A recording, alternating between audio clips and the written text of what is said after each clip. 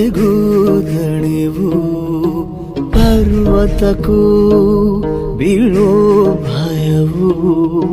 ಮಳೆಯ ಹನಿಗೂ ಬಂತು ನೋಡುದ ಶಶಿಗೆ ಕಳಚಿ ಹೋಯಿತು ಖುಷಿಯ ಸ್ನೇಹ ಹಾರಾಡೋ ಮೋಡವೆಂದು ರೆಕ್ಕೆಗಳ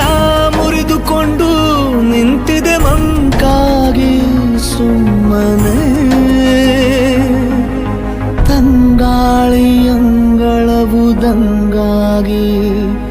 ಬೆವರಿರೋ ಸೂಚನೆ ಸಾಗರದ ಅಲೆಗೂ ದಳೆವು